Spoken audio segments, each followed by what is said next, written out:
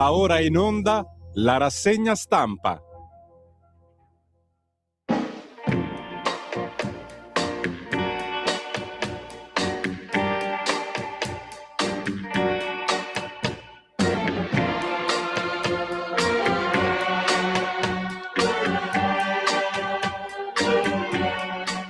Le strade piene, la folla intorno a me, mi parla e ride e nulla sa di te. Io vedo intorno a me chi passa e va, ma so che la città vuota mi sembrerà se non torni tu. C'è chi ogni sera mi vuole accanto a sé, ma non mi importa se i suoi baci mi darà. Io penso sempre a te, soltanto a te, e so che la città mi sembrerà se non torni tu.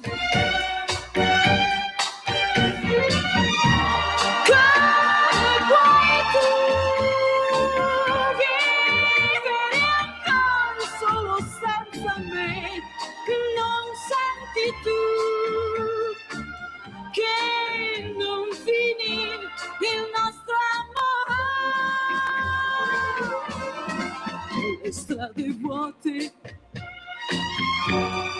deserte senza te, leggo il tuo nome ovunque intorno a me. Torna da me, amore, non sarà più vuota la città, e io vivrò con te tutti i miei giorni, tutti i miei giorni, tutti i miei giorni. Buenos dias, una cordiale buona giornata a tutti quanti voi, gentili ascoltatori, e benvenuti qua su Radio Libertà, in onda, in diretta alle ore 8:33 per la rassegna stampa di oggi, giovedì 20 agosto 2026, e bentornati quindi in questo consueto spazio mattutino di informazione. Siete tutti quanti invitati all'appuntamento con la lettura del meglio dei giornali cartacei odierni che si possono trovare nelle edicole, in compagnia del sottoscritto Lorenzo Grossi, collaboratore del sito della radio, maledettamente padrone di casa provvisorio di tale fascia oraria. Ovviamente, come sempre, un caloroso, affettuoso saluto al qui presente Francesco, regista validissimo e più che mai prezioso. No, lo voglio ripetere e ribadire tutti i giorni, ma solo per una questione di tutela fisica. Ma voi invece sentitevi liberi di scrivere un messaggio WhatsApp al numero 340 670 9659, mentre verso le 10:05 linee telefoniche aperte allo 02 92 94 7222. Cercherò di dare voce a tutti coloro che vorranno esprimere le loro pacate e concise opinioni. Dopodiché però voi fateci un favore personale: cliccate su www.radioliberta.net e là avrete modo di ascoltare in versione podcast tutte le puntate delle vostre trasmissioni preferite. Nel caso ve le foste perse in diretta, potete risentire ad esempio Io vari liberamente, Parlando liberamente del direttore Sallusti, e poi i vari Autodafè di Giulio Cainarca, e via via tutti gli altri come Gli Scorretti, i Ragioniamoci Sopra, Te la ridò io l'America, Pop Economia, Sic Non, Guest Star, Spazio Più, Lega e dintorno, e poi tutti i qui Parlamento. Il benvenuto odierno ce l'ho dato direttamente Mina con la sua Città vuota, versione italiana datata 1963 di It's a Lonely Town, che fu un successo internazionale di Jane McDaniels. E Città vuota è una immagine plastica abbastanza veritiera di quella che è rappresentata dall'attualità nelle metropoli italiane, soprattutto se bagnate dalla pioggia, come probabilmente lo saranno a breve, soprattutto al nord Italia. Anche se devo dire che questa mattina forse si è riscontrato qualche traffico in più in città, perlomeno a Milano, però nella sostanza il countdown del controesodo è già cominciato e temo che tra pochissimi giorni la maggior parte dei vacanzieri ritorneranno giustamente nelle proprie dimore. Sentiremo parlare quindi di bollino nero e quindi implacabile dalle parti del PD scatterà l'allarme fascismo, ma non pensiamo in questo momento a questi pensieri pseudo deliranti, che comunque io sono abbastanza sicuro dalle parti progressiste qualcuno tirerà fuori, un po' per divertimento, un po' perché qualcuno ci crede veramente, ma invece noi partiamo, come si sta facendo in questi giorni, dai temi internazionali tramite lo scorrimento della lettura dei giornali, perché non si placano per niente le tensioni internazionali, anzi c'è un certo riemergere, una alimentazione dell'escalation e ieri pomeriggio, ieri sera, la notizia riguarda anche le minacce che sono partite direttamente dall'Iran nei confronti dell'Europa. Partiamo quindi con il titolone centrale del Corriere della Sera: alta tensione tra Iran e NATO. I media dicono che il regime di Teheran può colpire le basi USA in Europa. La replica: siamo pronti. Il piano di Trump: soffocare l'economia di Teheran. Israele indaga intanto sull'uccisione di Hin Rayab. La crisi Medio Oriente rischia di toccare l'Europa, tensione tra Iran e NATO. Alle pagine interne, subito a pagina 2, l'inviata Greta Privitera, che ci racconta un po', riassume quella che è stata la situazione registrata nelle ultimissime ore. L'Iran può colpire l'Europa, allerta per obiettivi americani. L'indiscrezione arriva dal Financial Times, il ministro Crosetto dice: evitiamo di suggerire scenari. L'articolo sul Corriere dice espressamente, lo avevamo sentito mesi fa, non da Teheran ma da chi Teheran la combatte: un missile iraniano può arrivare fino a Roma, fino all'Europa. Lo ha detto a marzo Eyal Zamir, capo di Stato Maggiore dell'esercito israeliano, dopo il primo lancio iraniano di un missile intercontinentale contro la base USA di Diego Garcia, l'atollo dell'Oceano Indiano affittato da Londra a Washington. Allora sembrava propaganda tra nemici, oggi questo invece ha un altro suono, perché a scrivere Europa e il Financial Times, secondo fonti del quotidiano della City, la Repubblica Islamica starebbe valutando di colpire obiettivi militari statunitensi nell'Europa sud-orientale se Trump intensificasse la guerra. Nel mirino, dicono le fonti, ci sono due basi: quella bulgara di Vezmer, aperta il mese scorso al rifornimento in volo uso, e quella britannica di Cipro, già colpita da un drone. Una minaccia reale, ma limitata, ha detto sempre al Financial Times Siddharth Kaushal, analista di Royal United Services Institute. I missili Shabab avrebbero difficoltà a colpire con precisione a quelle distanze, ma il punto qui è la volontà, non tanto la precisione. Ormai è chiaro che Teheran infatti abbia deciso che al fuoco si risponde con ancora più fuoco, e se i negoziati non funzionano la Repubblica Islamica si dice pronta ad allargare l'offensiva. Mojtaba Khamenei ha chiesto ad Ahmad Vahidi, da marzo al comando dei Pasdaran, di preparare potenti operazioni offensive contro il nemico. Alla retroscena del Financial Times, non confermato da Teheran, ha risposto subito la NATO. Come già dimostrato quest'anno, quando le difese aeree hanno intercettato con successo in 4 occasioni missili balistici diretti verso la Turchia dall'Iran, la nostra postura di deterrenza è solida ed efficace. Ci crede nemmeno invece Guido Crosetto, il nostro ministro della difesa. Nulla è precluso, ma se fossi nel Financial Times eviterei di offrire idee. Sono state le parole di Crosetto. L'Iran aggiunge: può fare qualunque cosa, persino attaccare la Cina, ipotesi evidentemente irreale, ed è proprio per questo che non ha senso suggerirgli scenari. In questi ultimi giorni Teheran ha iniziato a usare non solo l'audacia di Trump, ma le sue stesse parole. Da settimane il presidente americano ripete che l'Iran vuole disperatamente un accordo. Ora la Repubblica Islamica risponde con lo stesso vocabolario. A Baghdad, dove è arrivato per la visita di 3 giorni il presidente del Parlamento iraniano e capo negoziatore Mohammad Ghalibaf, ha ribaltato il copione. Gli Stati Uniti sono in uno stato di disperazione. Se si ritirano dalla guerra perderanno credibilità, se continuano si creeranno sempre più problemi. E quando ieri i giornalisti hanno chiesto a Trump se pensasse di tornare a negoziare, lui ha risposto: forse a un certo punto, ma in questo momento la situazione è così. Se la minaccia all'Europa resta in discrezione, quella ai paesi del Golfo è invece pubblica e diretta. Il generale Ali Abdul Hahai, capo di Stato maggiore delle forze armate iraniane, ai vicini arabi dice che nulla di quanto accade nella regione è nascosto ai nostri occhi, a cominciare dagli aerei di rifornimento in volo schierati nelle basi del Golfo, presenza che Abdollahi giudica impossibile senza la complicità dei governi ospitanti. Da qui l'avvertimento rilanciato dall'agenzia FARS: qualsiasi assistenza e facilitazione all'esercito aggressore degli Stati Uniti equivale alla partecipazione alle azioni militari statunitensi.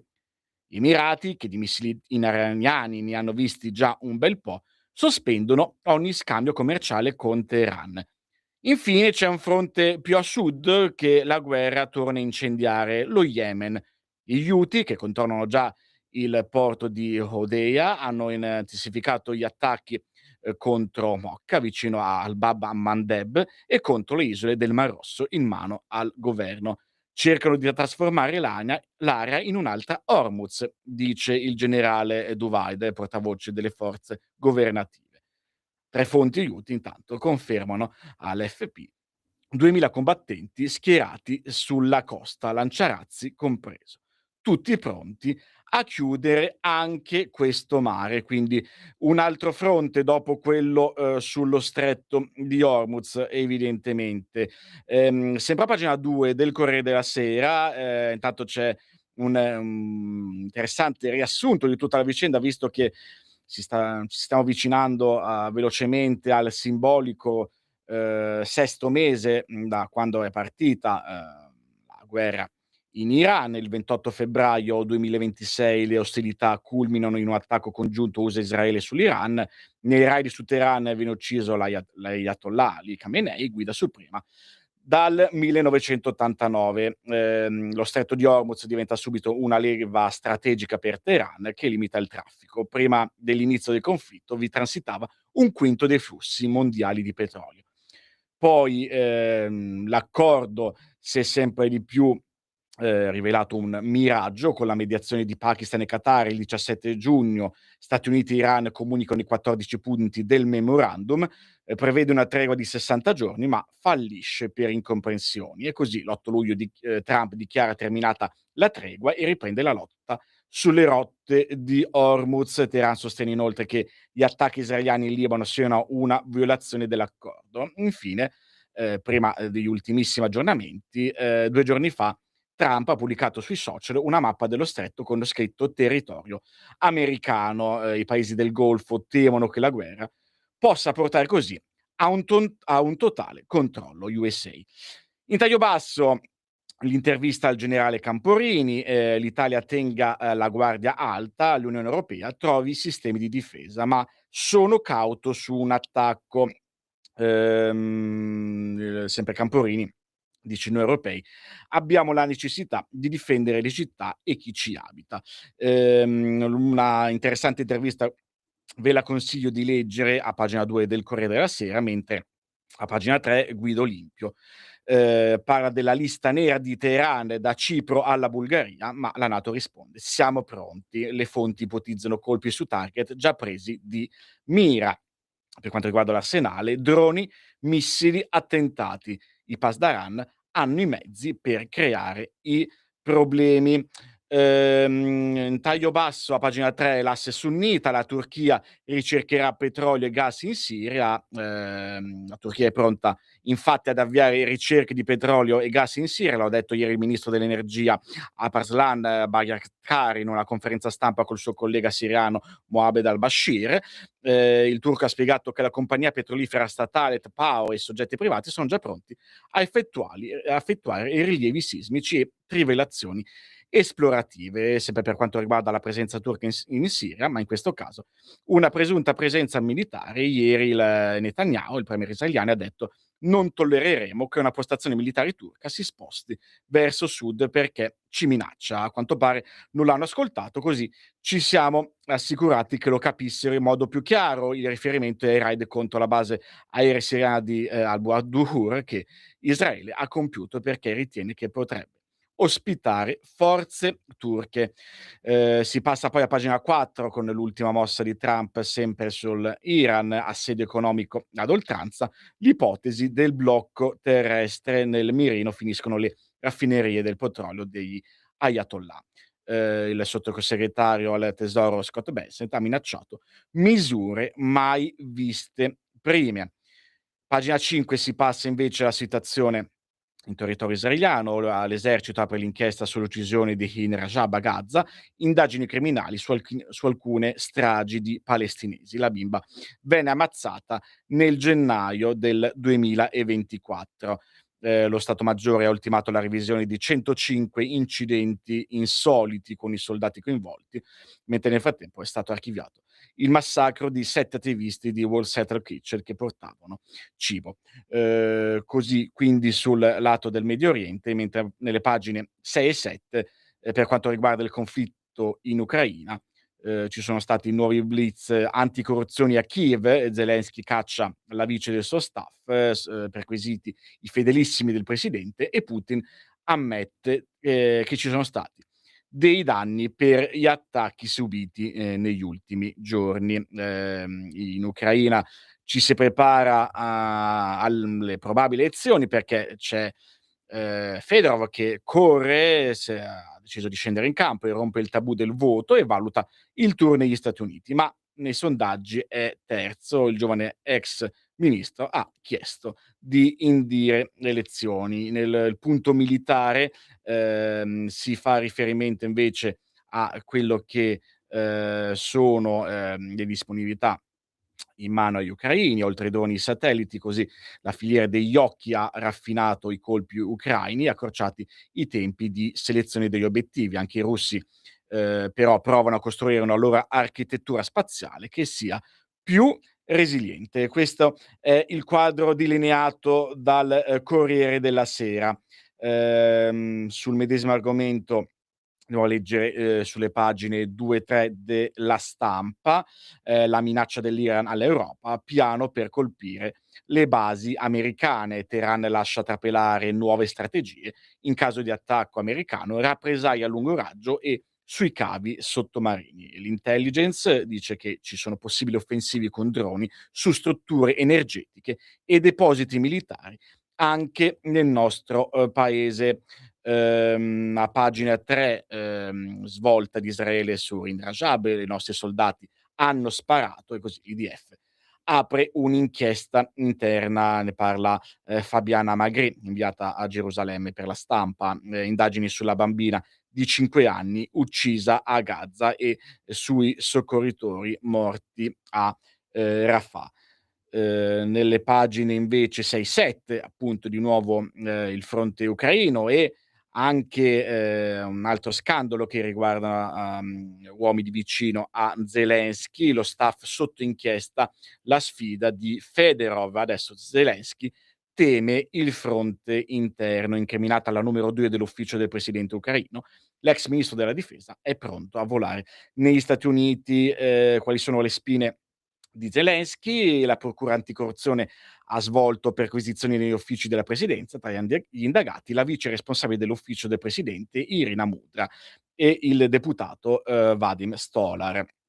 le elezioni, invece, l'ex ministro della difesa Fedorov, acclamato dalla piazza dopo essere stato rimosso, ha chiesto che si voti anche in tempo di guerra, e quindi rompendo un tabù che sta proseguendo ormai da 4 anni e mezzo. Non ha annunciato la candidatura, ma potrebbe sfidare Zelensky. E Kiev è sempre più in difficoltà nel contrastare i raid missilistici lanciati da Mosca. La mancanza di sistemi intercettori come i Patriot rende l'Ucraina più vulnerabile agli attacchi russi. Nell'articolo a firma di Anna Zafesova ci sono riportati 2 virgolettati, uno di Zelensky, che dice: "Gli alleati esitano sulle forniture di difese antiaeree e i russi imperversano con safari sui civili come a Kherson", mentre invece Fedorov dice in maniera netta: "Bisogna trovare un meccanismo legale sicuro per ripristinare il processo democratico". Però anche Putin si trova in grosse difficoltà, costretto a importare benzina e gasolio. Intervista invece a pagina 7, a cura di Domenico Agasso, all'ambasciatore americano a Roma, Timanjoves Fertitta. Trump considera Meloni una leader di livello mondiale, si aspetta molto da lei, in qualche modo per cercare di raffreddare anche qua le tensioni diplomatiche che erano nate ormai diverse settimane fa. Passiamo sul giornale, vediamo che tipo di lettura viene data su questo tema internazionale. Pagina 2 e 3, l'Europa nel mirino, Teheran minaccia le basi americane in Europa, i Pasdaran scelgono la via dell'escalation. Quali sono quindi gli obiettivi? Si chiede Gian Michalessin. L'ipotesi è quella di colpire Bulgaria e Cipro, Arakci e Pezeshkian marginalizzati, così i guardiani alzano il tiro. È interessante anche l'intervista fatta a Gianandrea Gaiani, che è il direttore di analisi difesa, intervista fatta a cura di Chiara Clausi. I falchi del regime vogliono scavare un solco tra noi e gli States. Non interessa loro allargare la guerra, si tratta solamente di un monito. E ora comunque Trump punta a soffocare l'Iran. Possiamo imporre sanzioni draconiane. Il presidente ha chiesto ai suoi emissari di interrompere il dialogo. La priorità è quella di aumentare la pressione economica. Tra le ipotesi, strozzare il flusso del petrolio alle raffinerie indipendenti cinesi e colpire le banche di Pechino che detengono fondi iraniani. Il piano di un blocco terrestre con l'aiuto dei paesi confinanti, dalla Turchia al Pakistan. Le pagine 4 e 5, di nuovo l'indagine sulla piccola Inde, i paramedici. L'IDF apre un'inchiesta sugli orrori di Gaza. La bimba di 5 anni zero in un'auto crivellata da soldati israeliani. La telefonata della piccola alla madre: "Vieni, ho paura". I 15 palestinesi uccisi mentre protestavano. Soccorsi a Rafah. Sono 73.000 i palestinesi morti a Gaza dall'inizio del conflitto. I dati sono del ministro della salute di Gaza, ripresi dall'ONU. 174.000 feriti dal 7 ottobre 2023 e 20.000 i minori, secondo sempre appunto i dati delle Nazioni Unite. A pagina 5 del giornale, corruzione, assedio Zelensky, giallo sull'arresto della vice capo, indagine per riciclaggio nel governo, indagata Irina Mudra. Camara alla difesa, la piazza protesta e chiede il ritorno di Fedorov, che invoca il voto e valuta una visita negli Stati Uniti. Mosca si trova in crisi, deve importare petrolio. Però sempre sul giornale si ritorna a quello che è la crisi di Ceuta, anche per vedere come Madrid ha spaccato l'Europa, secondo la lettura che ne dà Francesco De Remigis, e intanto anche Vienna rimanda i migranti in Italia. L'Europa chiede il rimpatrio dei clandestini verso il Marocco, ma il leader spagnolo Sánchez si rifiuta e accoglie 500 minori. L'Austria spinge per ridarci i dublinanti. Faremo come Svizzera e Germania. E proprio a proposito dei dublinanti, Repubblica analizza quella che è stata la novità di ieri, perché dopo Germania e Svizzera, Repubblica ne parla a pagina 14, anche Vienna rispedisce i migranti. l'Italia pensa di prolungare il no a Schengen con Madrid. L'articolo a firma di Tommaso Ciriaco e dice sul caso Dublinanti: l'Astra ha trasferito già 4 rifugiati in Italia. Il ministro degli esteri italiano Antonio Tajani sente l'omologo tedesco e dicono di essere particolarmente preoccupati per Ceuta. Una decisione questa qua nata dall'Austria che sarebbe una decisione politica. Allora si spiega che la misura non può essere evidentemente di avere effetti pratici, ci ricorda, e poi perché c'è questo scontro che rimane in atto tra Italia e Spagna. Secondo il giornale, gli spagnoli mantengono al momento in vigore i controlli di sicurezza temporanei sugli italiani che entrano nel paese, decisi dopo lo stop italiano a Schengen. La restrizione scade il 7 settembre, dunque una settimana dopo, il 31 agosto, dopo la misura prevista da Roma. Il governo potrebbe dunque allineare i 2 blocchi, intanto per non mostrarsi morbido rispetto a Madrid e poi per bilanciare in qualche modo le difficoltà vissute in queste ore a causa del ritorno nella penisola dei duplinanti e dei paesi che stanno rimandando indietro i migranti. Ieri è stata la volta dell'Austria, l'agenzia austriaca APA informa che sono già 4 richiedenti asili espulsi in viaggio in queste ore verso l'Italia, una decisione che giunge dopo quelle di Berlino e Berna, tutte assunte sulla base del nuovo patto sui migranti entrato in vigore il 12 giugno scorso. I trasferimenti vengono effettuati ricorrendo a mezzi di trasporto pubblico, sono le autorità austriache a fornire ai migranti senza scortarli fino ai confini il biglietto di treno o di autobus. Nessuno può escludere che già domani tocchi a un'altra capitale inoltrare comunicazione analoghe a Palazzo Chigi. Vedremo nelle prossime ore che cosa succederà.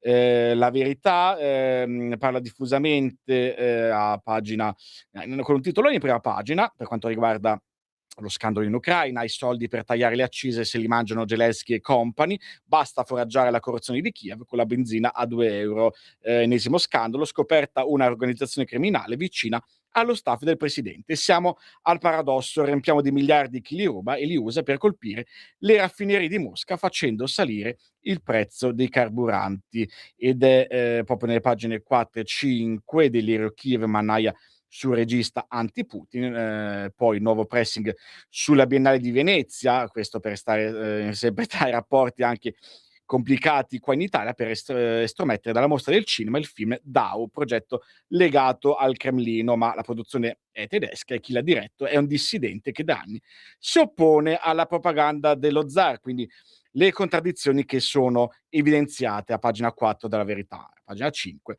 l'Ucraina è una bomba di corruzione, indagata la collaboratrice di Zelensky, ennesima inchiesta su una presunta organizzazione collusa con i vertici statali, riciclati oltre 3 milioni e Zelensky si lava la coscienza licenziandola. Velocemente, prima della pausa, vediamo anche sul Fatto Quotidiano che dà ampia lettura, ampio spazio con tangenti, l'anticorruzione con tanti insacchi e scatole. Zelensky, ultimo atto, incastrata pure la vice. È il titolone in prima pagina del quotidiano diretto da Marco Travaglio. Fedorov va negli Stati Uniti, ennesima retata tra i fedelissimi del capo alla difesa.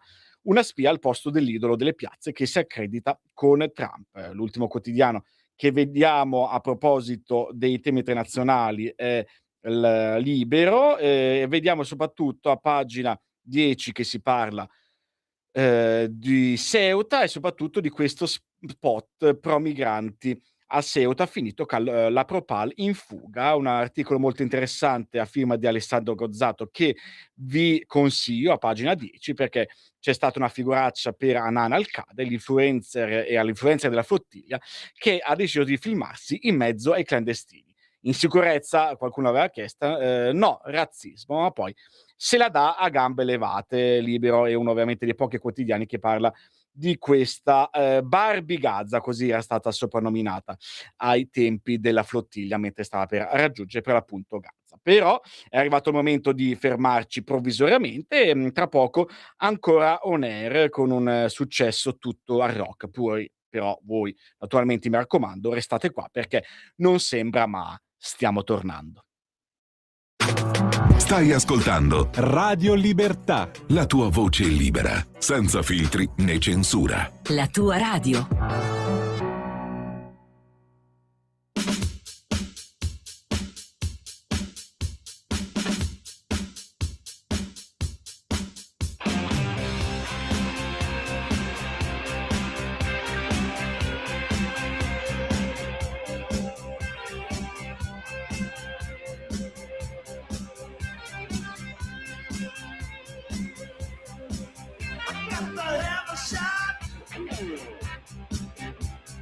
What you got is oh so sweet.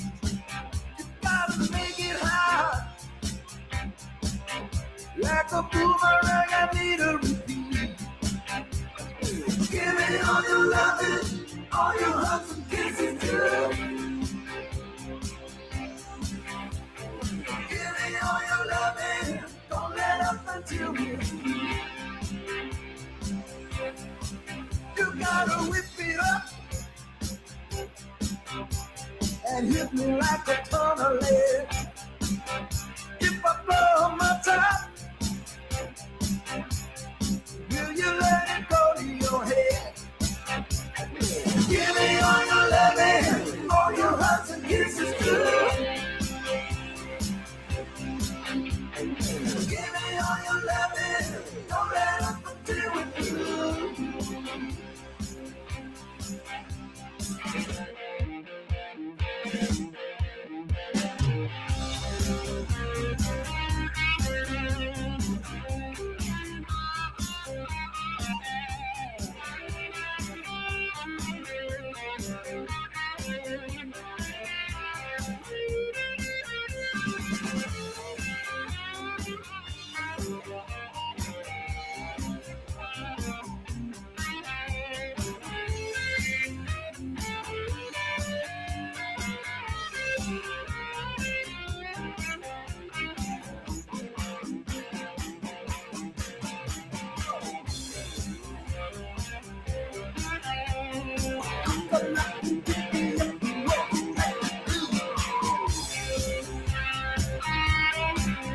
Gotta move it up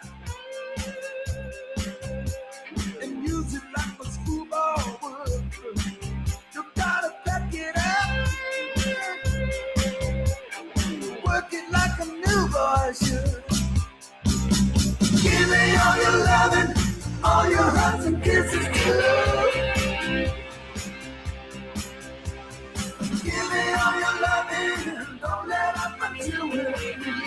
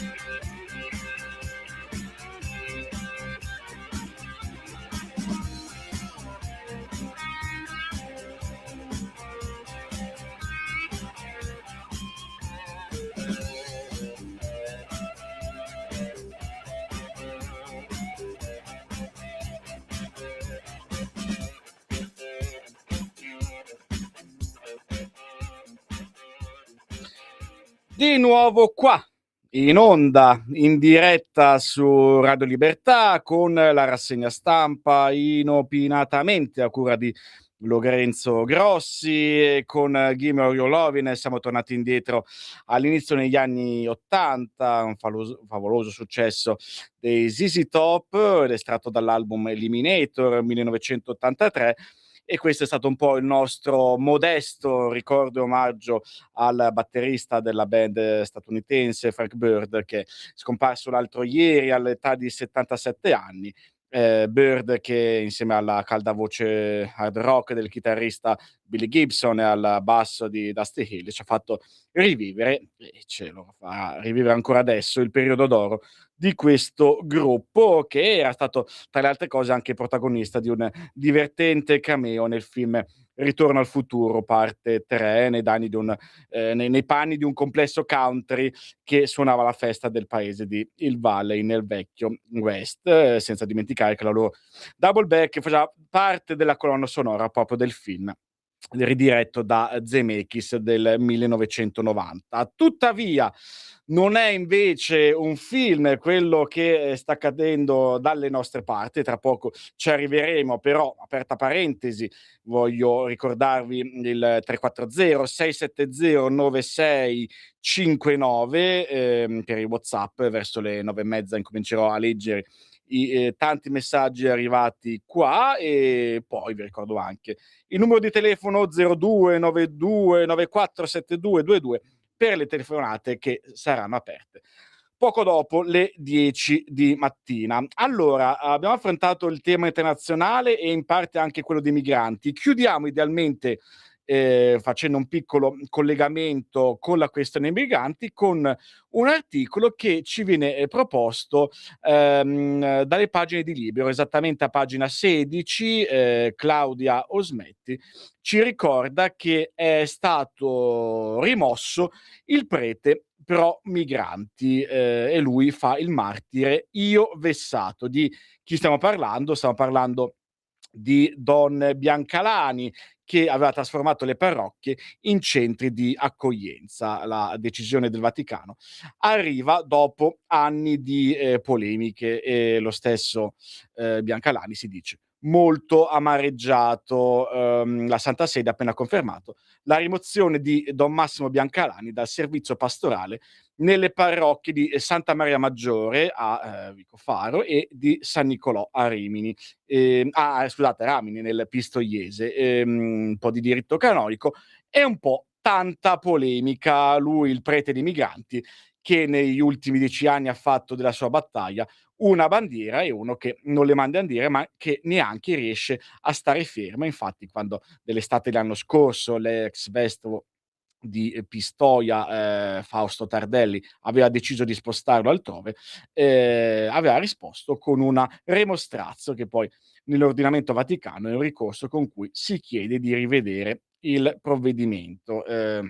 Matteo Salvini ha commentato la notizia sul proprio profilo di X, il tempo è uguale al tuono, ma il Don aveva risposto che questa frase è da considerarsi inqualificabile e irresponsabile. Ma a proposito di Lega, allora la domanda rimane sempre quella che ci stiamo ponendo da qualche giorno, ovvero: questa mattina chi avrà intervistato il Corriere della Sera tra gli esponenti di punta del partito leghista? Questa volta la risposta è nessuno, perché non sono alle viste, o comunque perlomeno scorrendo il giornale quotidiano di via Solferino non emergono alcune dichiarazioni esclusive rilasciate al Corriere da parte di politici della Lega. Tuttavia, a risolvere, tra virgolette, questo dilemma ci ha pensato invece Repubblica, perché a pagina 15, oltre a sintetizzare quella che potrebbe essere l'eventuale situazione che si potrà registrare nel 2027, ovvero il fatto che 2 leghisti su 3 sono senza seggio sicuro, e da qua è partita la faida per i posti, tensioni del partito in vista di elezioni politiche regionali, lo stop agli uninominali ci danneggia e è a rischio. E così anche il sostegno al Melonellum, cioè alla legge elettorale, che dovrà tornare, prima verrà votata al Senato e poi eventualmente dovrà tornare alla Camera. Nelle elezioni del 2022 la Lega aveva preso il 9%, erano stati eletti 95 parlamentari, in gran parte proprio nei collegi uninominali. Ma vi dicevo dell'intervista di questa mattina sul quotidiano Repubblica. Vi ricordo, a pagina 15 c'è l'intervista a firma di Matteo Pucciarelli con eccola qua, Gianna Gancia, l'ex eurodeputata e moglie del ministro Roberto Calderoli. Il Carroccio, per come lo conoscevamo, è morto da anni, basta un uomo solo al comando, ma vuole assolutamente specificare che opportunisti e ruffiani, chi critica oggi il leader lo osannava. E andiamo a leggere allora quali sono state le dichiarazioni della Gancia. Nella Lega ci sono stati e restano troppi ruffiani di corte, compreso chi oggi critica Salvini. E quindi Pucciarelli le chiede: lei per molto tempo aveva messo in guardia il partito sui rischi che correva, e ora come la vede? È una commedia degli equivoci pirandelliana, perché abbiamo avuto tutto il tempo per riflettere e parlare. Nessuno l'ha mai fatto, sono stati tutti zitti. Viene sospetto che questo grandarsi da fare di molti non sia legato soltanto alle sorti della Lega, ma anche alla volontà di non perdere ciò che Salvini stesso ha garantito loro. Si riferisce a Romeo, Fontana, Zaia e via dicendo. Non è una questione di nomi, so che ero solo negli anni passati a espormi. Ci sono stati tanti consigli federali, un congresso. Quindi difende Salvini ora? No, ma dico che queste persone o non capivano la politica oppure oggi sono opportuniste. Niente quindi meglio tardi che mai? Chiede ancora il giornalista. No, siamo arrivati fino all'alleanza in Europa con AfD, l'estrema destra tedesca, nessuno tranne me disse una parola. Di errori ne sono stati commessi troppi. Anche di Salvini? Di tutta la classe dirigente. Molti di quelli che oggi protestano hanno ricevuto dei benefici da Salvini. La Lega vive una fase molto difficile. Come dovrebbe uscirne? La Lega, per come la intendevamo noi, è morta e sepolta da anni, ma tra gli estremismi, tra chi inneggia Mussolini, Hitler o Putin, c'è un mare di gente per bene e non ci si può affidare soltanto all'uomo solo al comando. Il discorso deve essere culturale, una dottrina attorno alla quale ritrovarsi e ragionare. E Salvini che cosa dovrebbe fare? Non sono certo io a poterlo consigliare. Una cosa gliel'ho detta con molta franchezza quando ci fu il congresso in cui diede l'ordine di non votarmi contro Riccardo Molinari in Piemonte. Gli dissi: le persone come me sono quelle che ci saranno nel momento del bisogno. Poi ci sono tutti i ruffiani di corte. Lei fa risalire la crisi della Lega molto indietro nel tempo. Sì, io la storia della Lega l'ho vissuta. Maroni nel 2011 credette di poter diventare presidente del Consiglio, fui convocata a casa di Cotta insieme a Calderoli. Maroni ci chiese di far fuori i Bossi. Noi ci alzammo e ce ne andammo, anche Cotta era contrario. Maroni dopo si affidò a Salvini pensando di poterlo controllare, ma non andò così. Salvini si trovò a gestire una situazione enorme, ma anche quei 49 milioni. Maroni e poi Salvini spesero moltissimo per le campagne, nacque la bestia e così via. E chi si sveglia ora o erano scemi prima o sono opportunisti adesso. Pensa che sia ancora possibile trovare un accordo? Sì, se tutti ragionano e si parlano. Sono ottimista per natura. Se certe cose se le fossero dette in una stanza sarebbe diverso. Dette sui giornali sono difficili da arginare. Pontida potrebbe essere il momento dello scontro pubblico definitivo? Se usano tutti la testa, potrebbe invece essere il momento della riappacificazione. Ma molti di quelli che adesso fanno i furbi sono gli stessi che andarono con le scope contro Bossi, al quale dovevano tutto. È una storia già vista. Ma quale potrebbe essere il punto di caduta per evitare una separazione? Serve un compromesso, risponde ancora Gancia. Ma chi ci mette al posto di Salvini? Qualcuno che per 10 anni ha applaudito tutte le stupidaggini e non ha detto beh quando invece c'era da protestare? Dopo tanto silenzio c'è il bisogno di una discussione aperta e chiarificatrice. Mi rendo conto che sarà inevitabilmente dura. E invece, ripensando a Bossi, l'ultima domanda posta, una delle ultime volte che l'ho visto, m'ha detto: cerchiamo comunque di tenere la Lega unita. Devo a lui se sono ancora qui. È una promessa che io ho fatto. Così la consigliera regionale del Piemonte, Gianna Gancia, sulle pagine di Repubblica. Discussione all'interno della Lega che viene analizzata, approfondita anche da Il Giornale. A pagina 14 c'è un virgolettato di Matteo Salvini. Ma che partito dei governatori? Zaia è con me.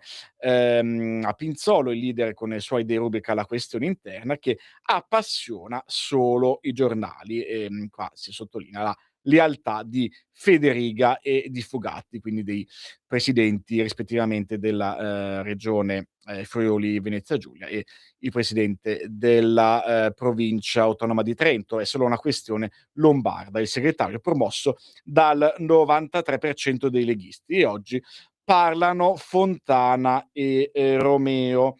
Vediamo anche nelle pagine del Tempo, che poi tra breve invece lo leggeremo molto di più a proposito di un altro argomento a dir poco scottante.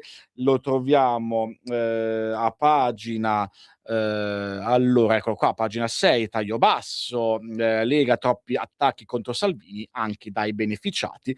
Alla vigilia delle elezioni politiche non è il caso di acuire scontri interni, anche perché un sostituto non c'è. Questo è l'editoriale a firma di Francesco Storace. I meriti di Matteo ha ridato speranza al Carroccio, che non può ridurre le prospettive al derby con il generale Vannacci. Qua intanto viene anche fatto vedere un sondaggio fatto da Analisi Politica. I leghisti vogliono il loro leader, Matteo Salvini sembra sulla graticola, ma in verità il suo popolo non vuole cambiarlo. Secondo un sondaggio del programma di La Sette, l'area che tira, il 62% vorrebbe ancora come leader della Lega il ministro dei trasporti e solo il 21% vorrebbe cambiarlo, a cui si somma un 10% che vorrebbe un leader diverso solo dopo le elezioni. Cresce la fiducia nei confronti del segretario, dal 43% del 2024 si passa al 55% del 2026.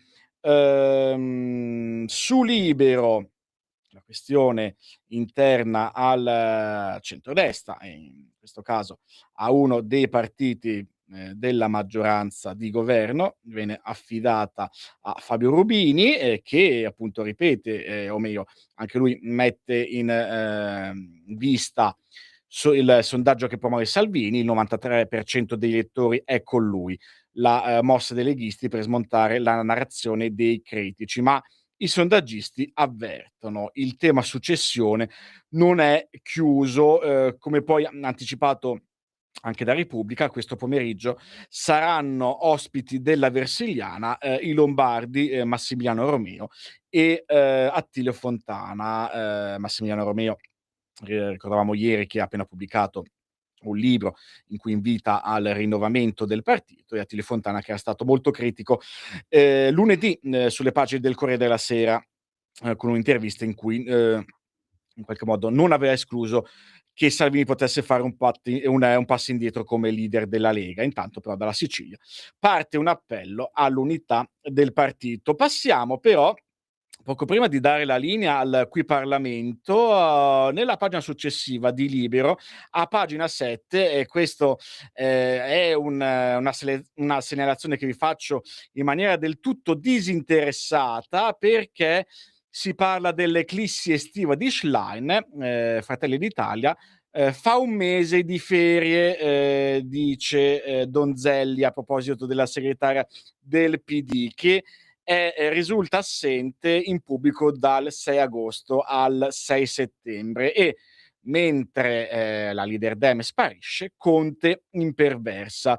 Ve lo consiglio questo articolo, che è firmato da un certo Giovanni Sallusti, che non lo so, può essere un omonimo del nostro direttore responsabile, no, credo che proprio sia lui. E nel suo lungo articolo Sallusti ricorda che la segretaria ha promesso un'estate militante, in effetti è proprio così, ma è scomparsa dai radar, e quindi il dirigente meloniano in qualche modo ironizza e avverte, o comunque manda un messaggio al PD: e ci eviti la litania sugli italiani che non partono. Questo è la pagina appunto di Libero. Mentre direi di andare in ultimo a pagina 13 della Verità, perché ci racconta un altro aspetto.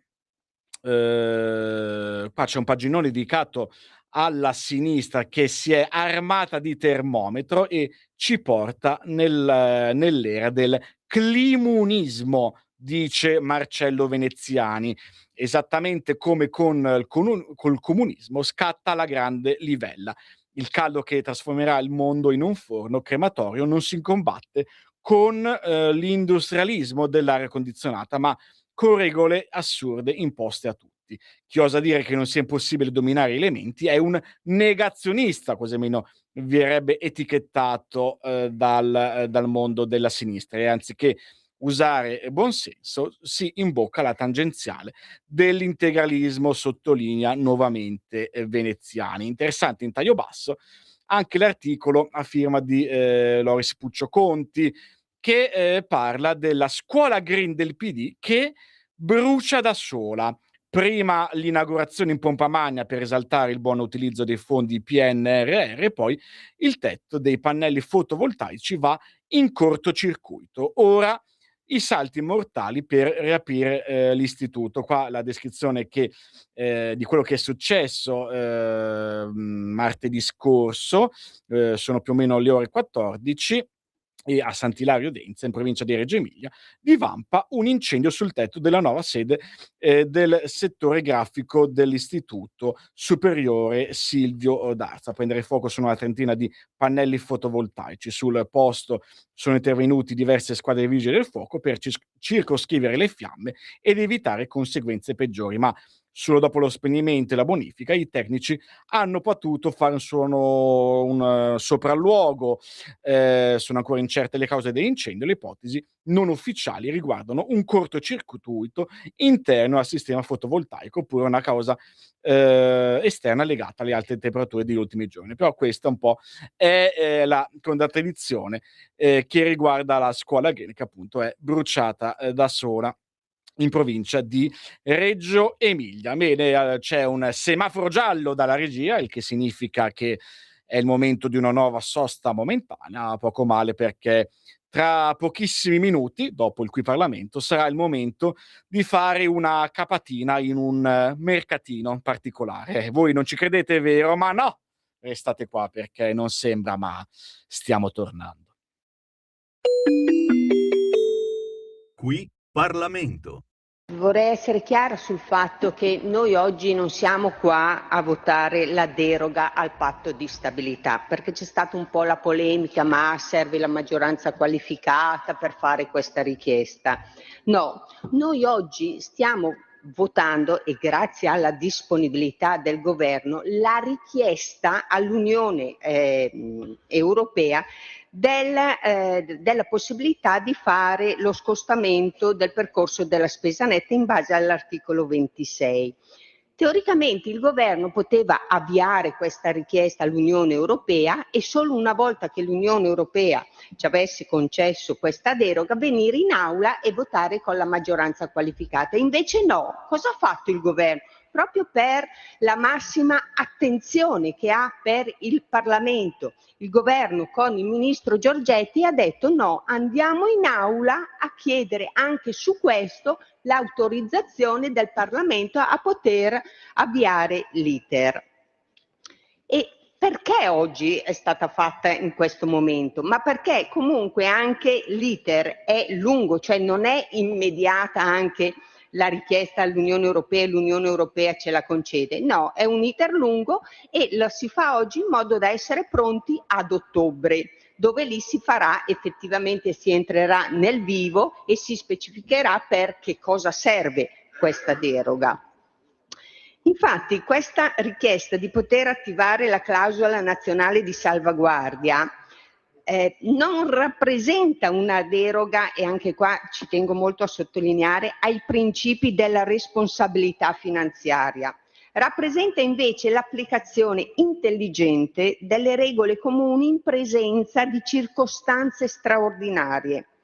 Le regole, quando sono ben costruite, devono essere sufficientemente solide da garantire disciplina, ma anche sufficientemente flessibili da consentire agli Stati di affrontare eventi eccezionali.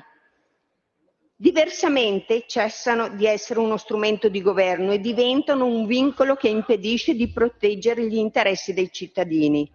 L'Italia chiede che l'Europa riconosca che oggi la sicurezza ha un costo e quel costo riguarda tutti gli Stati membri. E la sicurezza deve essere vista non solo in termini di difesa classica, ma soprattutto in termini di sicurezza energetica. E purtroppo noi sappiamo che come Italia paghiamo moltissimo questa non indipendenza della sicurezza energetica. Viviamo, lo vediamo tutti, in un'epoca nella quale la difesa non può essere più considerata una voce residuale del bilancio pubblico. Purtroppo la guerra, è tornata nel continente europeo. Le tensioni anche nel Mediterraneo sono evidenti a tutti noi. La protezione delle infrastrutture critiche, la sicurezza energetica, la sicurezza cibernetica e la capacità industriale rappresentano ormai componenti vitali per la nostra sovranità. Se vogliamo veramente un'Europa autonoma, dobbiamo essere coerenti. Non possiamo chiedere agli Stati di investire di più nella sicurezza e contemporaneamente impedire loro di farlo attraverso vincoli contabili costruiti per una realtà completamente diversa. È esattamente questo il senso della richiesta di attivare la clausola di salvaguardia. Non una spesa indiscriminata, non nuovo debito per finanziare spesa corrente, ma la possibilità di sostenere investimenti strategici che rafforzano la sicurezza nazionale e la competitività. La posizione del governo italiano è stata chiara fin dall'inizio. Il ministro dell'economia ha più volte ribadito che il nostro Paese intende mantenere una politica di bilancio seria, prudente e soprattutto credibile. Ed è proprio questa credibilità che oggi consente all'Italia di chiedere all'Europa un'applicazione ragionevole delle nuove regole. Chi pensa che questa richiesta sia in contraddizione con il rigore commette un errore. Il vero rigore consiste nel distinguere ciò che produce debito improduttivo da ciò che genera crescita. Esiste una differenza enorme tra aumentare la spesa corrente e finanziare investimenti che rafforzano il nostro sistema industriale, che sviluppano tecnologie avanzate, rendono più sicure le nostre infrastrutture e ci rendono più indipendenti nel campo energetico e creano occupazione qualificata. Questi investimenti non rappresentano un costo, rappresentano un'assicurazione sul futuro del nostro Paese. Per anni l'Europa ha discusso quasi esclusivamente di parametri numerici. Oggi deve tornare a discutere di economia reale, perché senza crescita non esiste sostenibilità del debito. Senza industria non esiste autonomia strategica. Senza sicurezza non esiste sviluppo e senza competitività non esiste nemmeno il welfare che tutti vogliamo difendere, come la tutela alle famiglie dall'aumento dei prezzi dell'energia. L'Italia è la seconda manifattura d'Europa.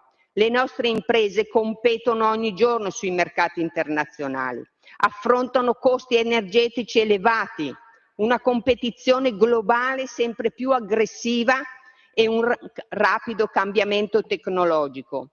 Lo Stato ha il dovere di accompagnarli in queste trasformazioni, non sostituendosi al mercato, ma creando le condizioni affinché possano investire, innovare e crescere. Questo è il significato economico della richiesta di flessibilità. Investire oggi per evitare di pagare un prezzo molto più elevato domani. Noi chiediamo che gli investimenti destinati alla sicurezza comune possano essere considerati per ciò che sono veramente, investimenti nell'interesse europeo. Vorrei poi rivolgere una riflessione anche alle opposizioni. Su temi come la sicurezza nazionale e la competitività industriale sarebbe auspicabile un confronto meno ideologico. Possiamo avere idee diverse su molte politiche economiche, ma credo che tutti condividiamo almeno un obiettivo: lasciare alle future generazioni un paese più sicuro, più forte e più competitivo. L'Italia continuerà a rispettare i propri impegni europei, continuerà a ridurre il rapporto debito-PIL attraverso la crescita, non attraverso ricette recessive. Continuerà a perseguire una gestione prudente della finanza pubblica, ma prudenza non significa rinunciare agli investimenti indispensabili. Prudenza significa scegliere con attenzione dove destinare le risorse. Ed oggi la sicurezza, l'innovazione, la difesa, le infrastrutture strategiche, la sovranità energetica e la competitività industriale rappresentano priorità assolute. Ed è per tutte queste ragioni che il gruppo della Lega esprime il proprio convinto sostegno alla posizione del Governo. Grazie Presidente. Qui Parlamento. Stai ascoltando Radio Libertà, la tua voce libera, senza filtri né censure, la tua radio.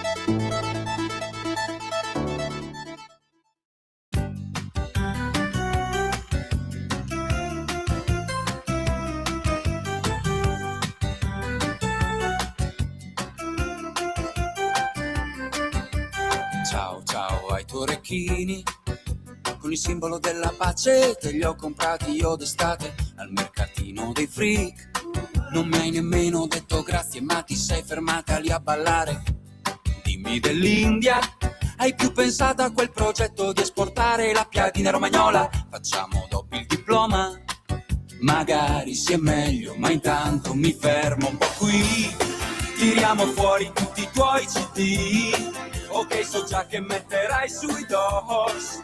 Oh no, metti il bolero, slega il movimento, il pensiero, più sesso.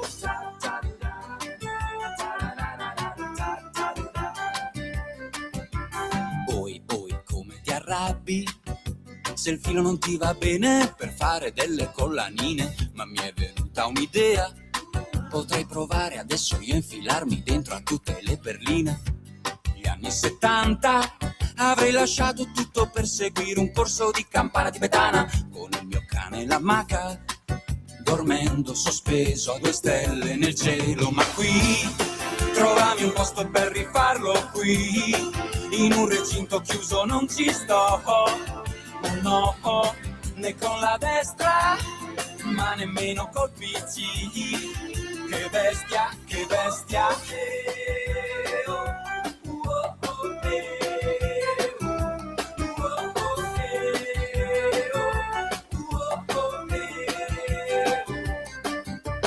Ciao, ciao, belle tettine.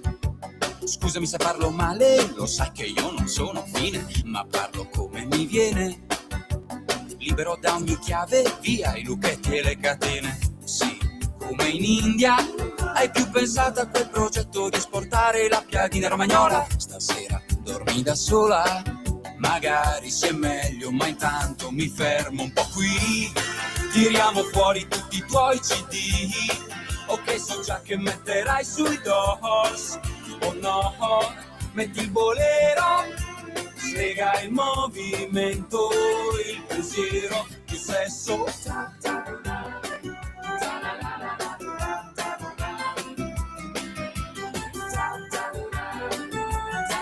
Dormendo sospesi a 2 stelle nel cielo, ma qui troviamo un posto per rifarlo qui, in un recinto chiuso non ci sto.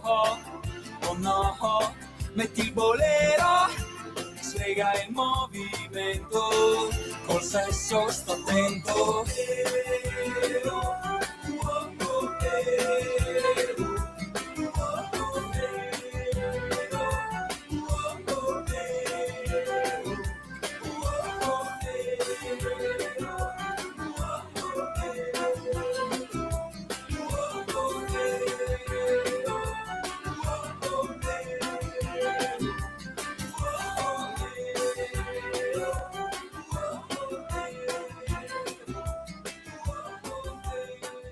E rieccoci su Radio Libertà con la rassegna stampa di oggi, giovedì 20 agosto. No, scusate, mi sono un po' sforzato con la voce perché ho voluto imitare fedelmente il tormentone utilizzato dal futuro avvocato Rubeo, che è niente po' di meno che il barbaro elegante, un po' per cogliere l'occasione di ricordare un paio di cose. La prima è che purtroppo questi maledetti barbari ritorneranno in onda a settembre, pare addirittura con un cambio di orario e forse con un appuntamento raddoppiato, roba da pazzi. E poi secondo, oggi pomeriggio alle ore 15:30 ritorna qua in diretta a Crossroads con Vittorio Le Donne, che è uno di questi disgraziatissimi barbari, ritorna quindi Le Donne con il suo programma sulle ultimissime novità musicali, e non perdetelo, ma non tanto per il conduttore che vabbè è quello che è, ma per la trasmissione che in sé alla fine non è poi così tanto malvagia, ma così come non dovete perdervi tutti i programmi che tra pochissimi giorni torneranno nuovamente regolarmente in onda in palinsesto. Intanto abbiamo ascoltato Freak dell'immenso Samuele Bersani alle ore 9:35, Freak omonimo album del 94, come Freak, come Mercato all'aperto, come quell'atmosfera un po' bohemienne, alternativa, anticonformista, dove si trovano bancarelle di artigianato creativo, oggetti vintage, articoli etnici, vinili e rarità varie, ma questa canzone mi permette di passare al prossimo blocco, prima però di leggervi alcuni messaggi, perché qualcuno di voi ne ha già mandati al WhatsApp 340 670 9659. A tal proposito vi leggo quello che ci hanno scritto. Dicono: ma l'autonomia, ci chiedono, anche oggi si fa credito domani, Bergamo nazione, Pontida libera da Salvini, mentre un altro ascoltatore ci scrive che in Portogallo bene la legge antiburca che vieta nei luoghi pubblici il viso coperto, altro che falsa libertà religiosa, mentre invece in Italia sempre più burka nelle nostre città. Invece io chiederei al nostro regista Francesco di far ascoltare un messaggio vocale che c'è appena arrivato. Lo possiamo ascoltare.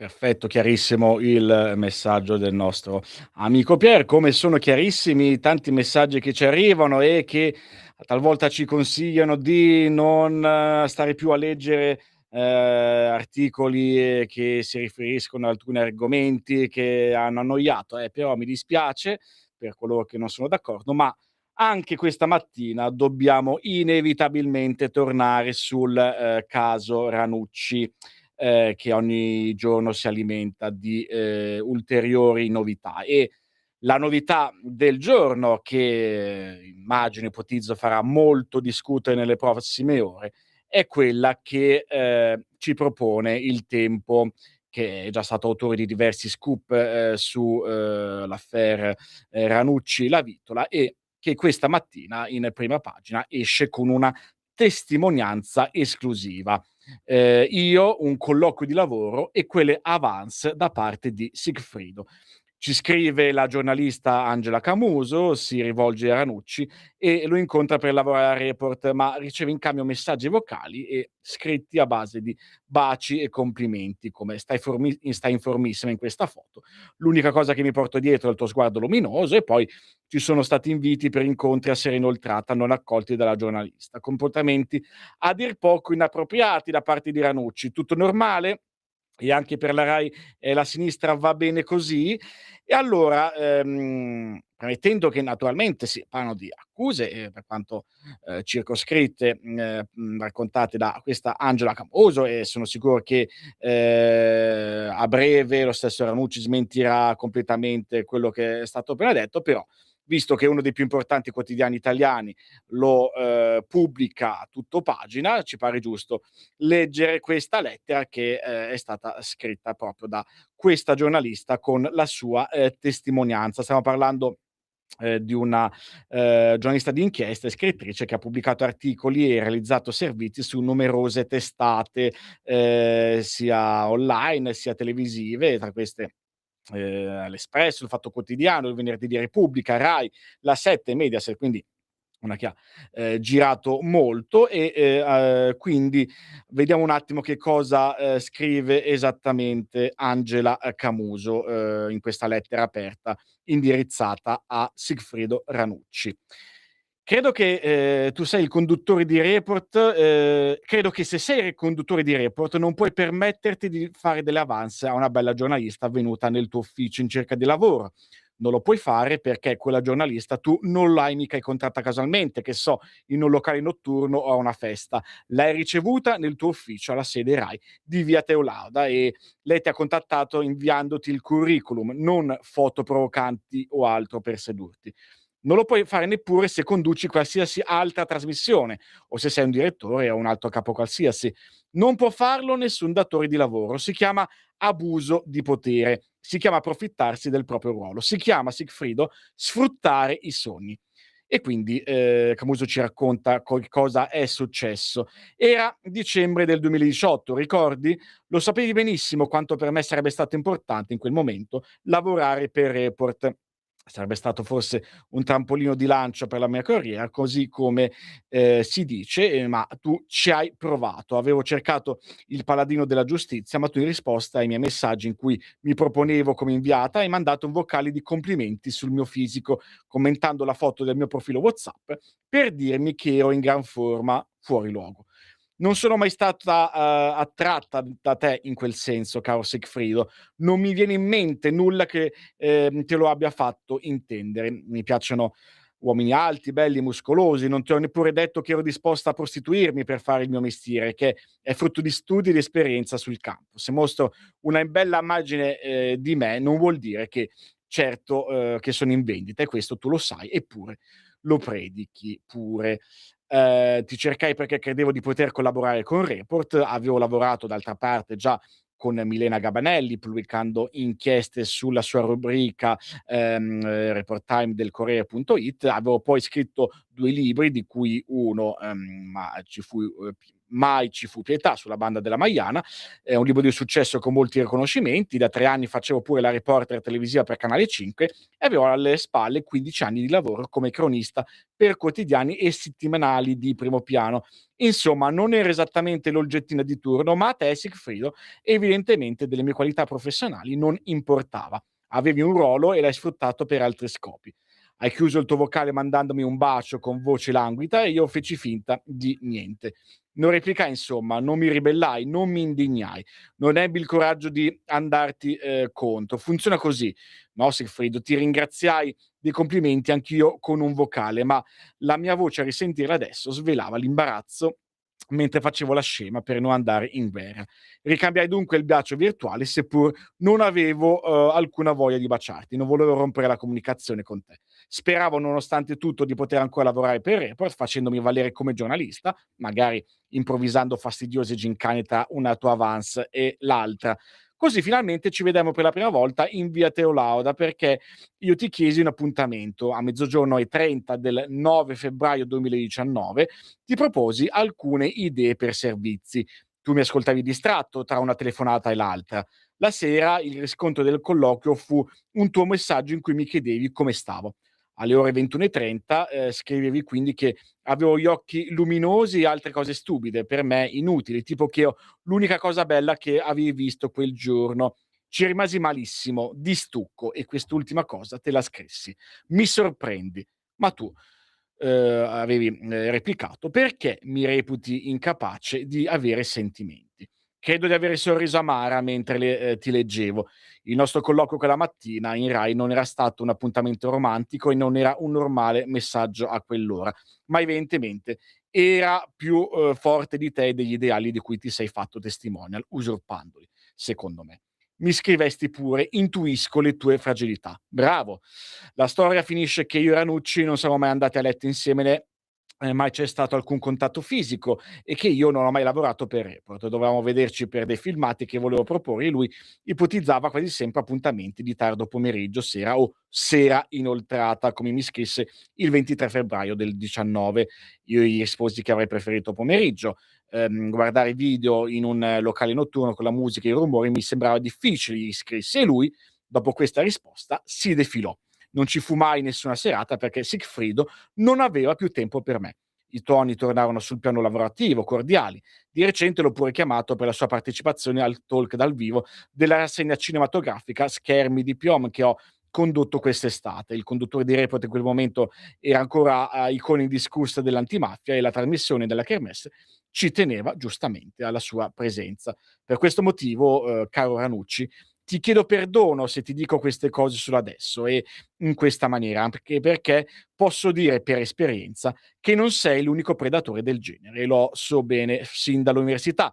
Ho lavorato pure per breve tempo nel mondo dello spettacolo mentre studiavo per fare la giornalista. Dovetti constatare, pur se, con numerose eccezioni, che questo sistema in cui le belle donne negli ambienti di lavoro vengono ricattate inquina pure il mondo dell'informazione. Speravo che tu, Sigfrido, fossi diverso, e invece hai seguito le tue voglie, calpestando i sogni. Questa è la lunga lettera che abbiamo letto testualmente, pubblicata sul quotidiano Il Tempo da parte della giornalista Angela Camuso. Ripeto, queste sono parole di questa importantissima inviata giornalista d'inchiesta che ha lavorato tra Espresso, Fatto Quotidiano, Il Venerdì di Repubblica, Rai, La 7 e Mediaset. Aspettiamoci delle reazioni alle prossime ore inevitabilmente, ma questa ovviamente è ulteriore carne al fuoco nell'affaire Report. Nel frattempo, sempre Il Tempo a pagina 2 parla del comiziaccio di Ranucci tra delirio e tentazioni di discesa in campo, la sfida tra la sua agente, il conduttore di Report conferma il piano La Vitola. C'è chi lo vuole in politica, evoca il complotto mondiale delle destre e attacca Il Tempo ancora sui compensi. Nel frattempo ha annunciato querela contro Clementina Forleo, anche se pare, se non vado errato, che proprio pochissime ore fa avrebbe deciso di fare dietrofront da questo punto di vista, ma vedremo anche qua eventuali sviluppi. Sempre sul Tempo, a pagina 4, fanpage fa la morale al Tempo sullo scoop, ma faceva i contratti giornalistici sottopagati. La testata online contesta, sbagliando, l'inchiesta sui compensi degli inviati e i costi dei servizi. Ma a febbraio è stata sanzionata per 3,5 milioni dall'INPS per contrattualizzazioni inadeguate. Insomma, chi predica bene e razzola male.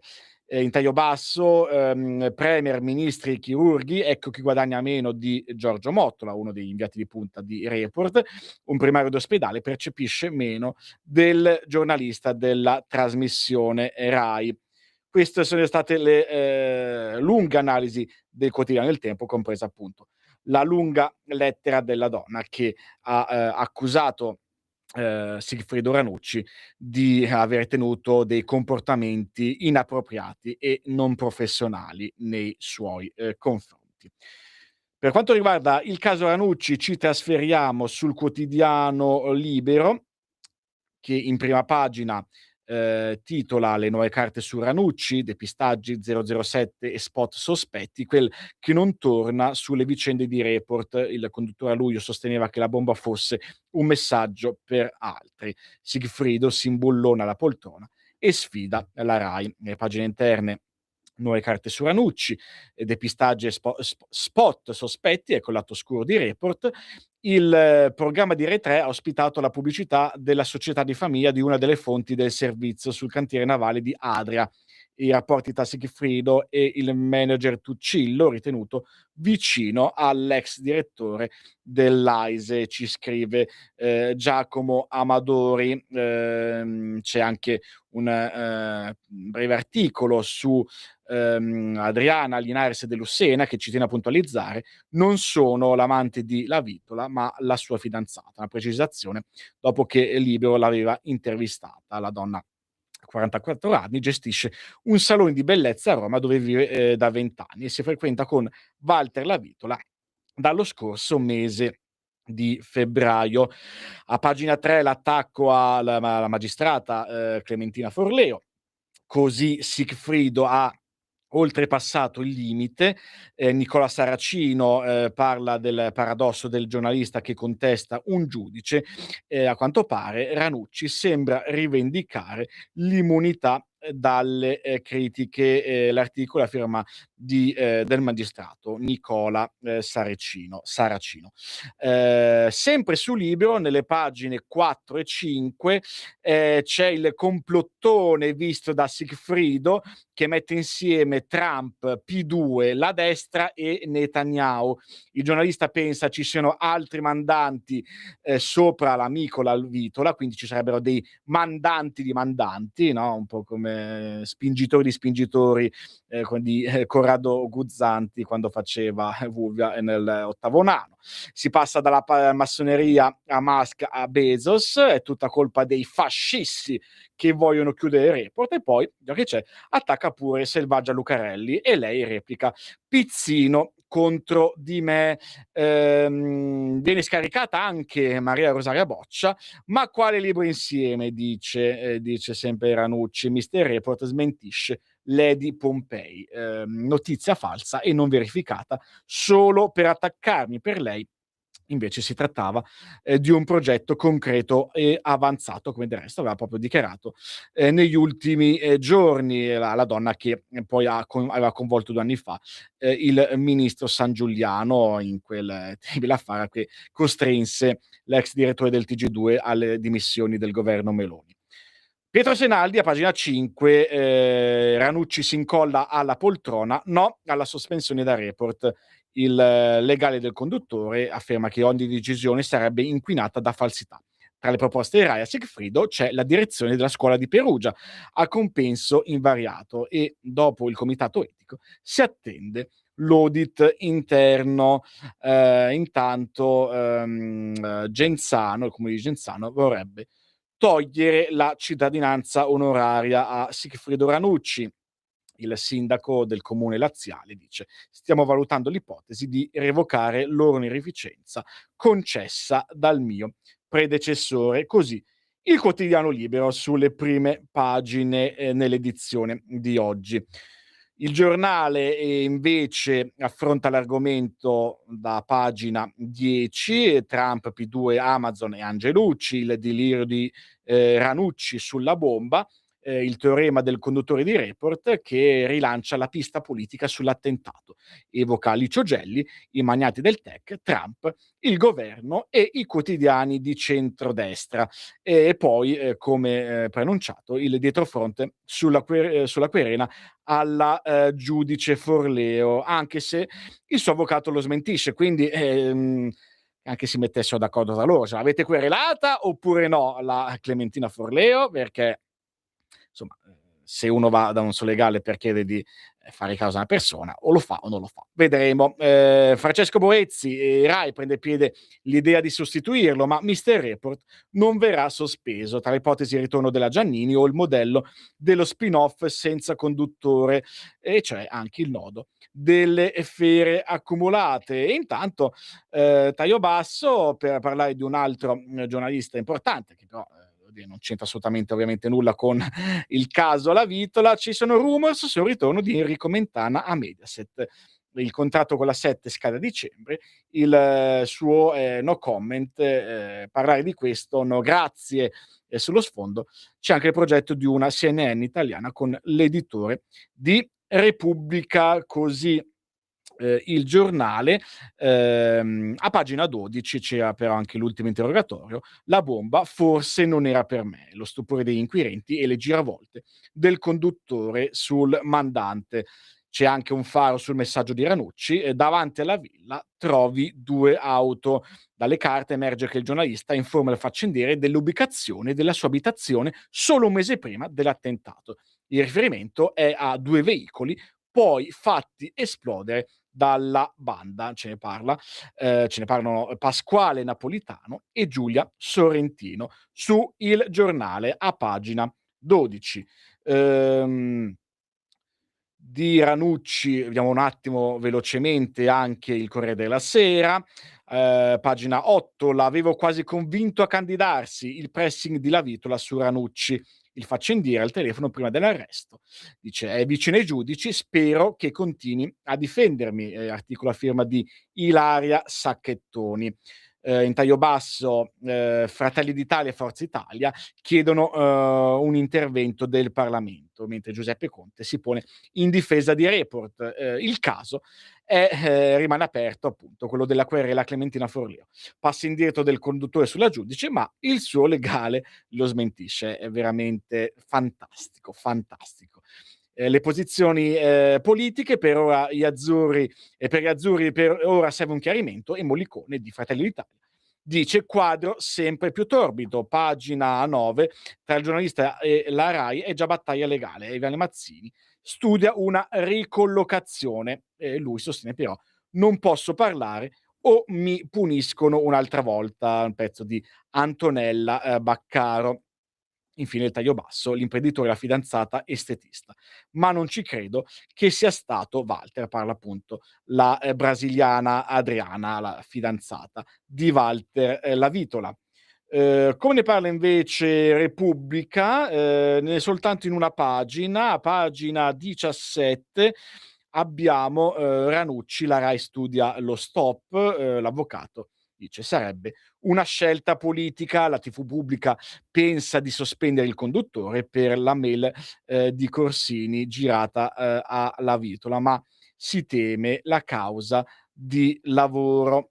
Taglio basso, il inviato Giampaolo Visetti a Fiera di Primiero, in provincia di Trento, dove ieri sera si è tenuto un altro evento in pubblico con protagonista Ranucci. Il giornalista sul palco dice: mi vietano di parlare e rischio il licenziamento. Dietrofront sulla querela a giudice Forleo, ha ripreso notizie da Foglio e Sottile, sposterò l'attenzione sui mandanti. Il legale frena. E qua mandanti e non diciamo altro. Pagina 13 del quotidiano La Stampa di Torino. E quindi su Sigfrido Ranucci c'è il braccio di ferro sul futuro di Report tra Ranucci e la RAI, mentre invece l'avvocato spera che non ci siano scelte politiche. Via Mazzini: il cambio alla guida sarebbe una decisione editoriale, il tira e molla sulla querela alla giudice Forleo. E anche qua sarà un'altra domanda che ci porremo, no? Dopo quella relativa a chi avrà intervistato il Corriere della Sera tra gli esponenti della Lega, ci chiederemo se Sigfrido Ranucci alla fine avrà o non avrà querelato Clementina Forleo. Saperlo. Andiamo sul Fatto Quotidiano, pagine 6 e 7. Ranucci fuori da Report, la RAI non smentisce ma rischia il boomerang. Come il caso Santoro, il legale del conduttore, sarebbe di fatto una punizione politica. Ilaria Proietti ci dice che per il governo la partita è già chiusa. Fratelli d'Italia indica il successore, Federico Ruffo, che è il conduttore della trasmissione Mi Manda Rai 3. In taglio basso Giuseppe Pipitoni dice che ci sono i garantisti a targhe alterne, ora inneggiano le loro leggi. Gogna a destra, i giornali si scoprono antibavaglio. Nella pagina 7, sempre del Fatto Quotidiano, i virgolettati, è tutto allucinante, Sigfrido che è incredulo nelle chat con la Vitola secondo le carte dalla Procura di Roma, ci dice tutto Vincenzo Bisbiglia sulla pagina 7 del Fatto Quotidiano. Infine andiamo anche alla Verità, che ne parla in prima pagina con un titolone in alto: Ranucci fa pure la vittima, guai a chi mi tocca. Il legale del giornalista dice troppe falsità, la Rai non può decidere sul report. Intanto lui querela la Forleo che dice ho commentato notizie non smentite, e anche qua non si sa se l'ha querelato o meno, però Ranucci continua a dare 1000 versioni diverse sulla vicenda della bomba sotto casa. Ospite del podcast di Fedez, il conduttore dichiara volevano fermare un'inchiesta di forti interessi politici, Camorra e Deep State, e salta fuori la lista dei cartelli del narcotraffico. Infine si contraddice sull'attentato. Nessuno ce l'ha con la mia famiglia, ma poi dice potevano uccidere mia figlia. Intanto sulla 7 denuncia lo spessore criminale, subito dopo a Walter parla di scanzacani. Infine attacco preventivo del Sole Virale alla Rai, così il giornalista si incolla alla poltrona. Per l'avvocato sarebbe la sospensione sarebbe una censura politica. I legami con la sinistra e i sindacati rendono infatti difficile la rimozione. Ok, ultimissima pausa, fermi tutti dove siete perché a breve ci trasferiremo direttamente sul deserto caldo più vasto del pianeta Terra, quindi allacciate le cinture perché non sembra, ma stiamo tornando. Stai ascoltando Radio Libertà, la tua voce libera, senza filtri né censure, la tua radio.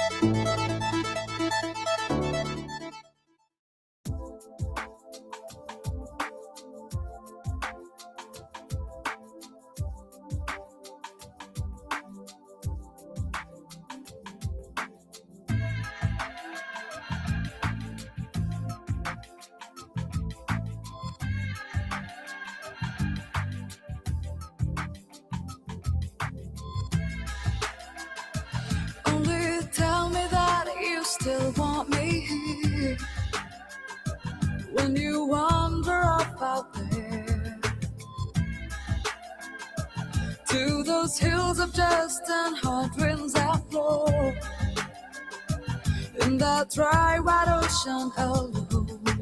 Lost out in the desert, you are lost out in the desert. But to stand with you in the ring of fire,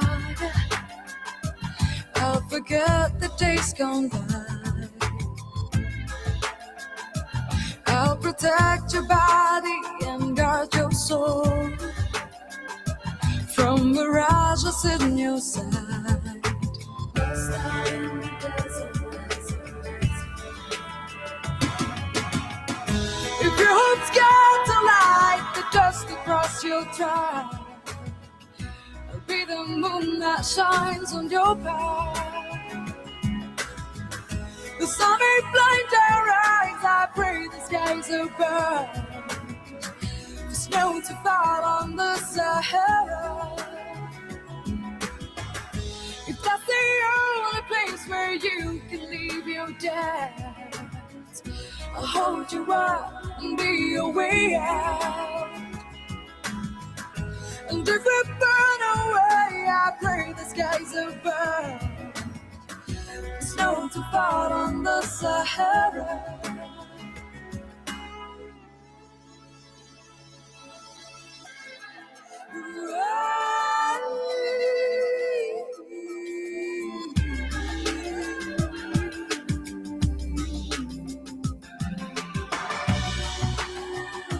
Just a wish and I will cover your shoulders with veils of silk and gold. When the shadows come and darken your heart, leaving you with regrets so cold. Lost out in the desert.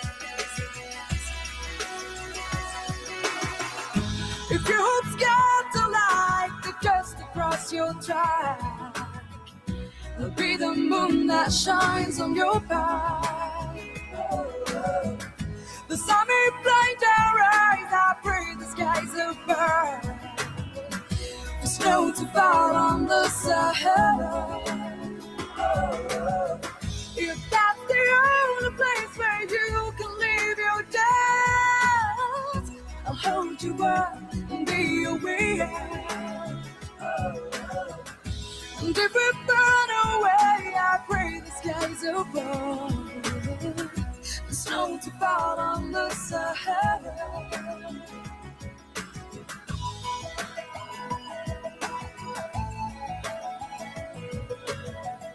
Snow to fall on the Sahara.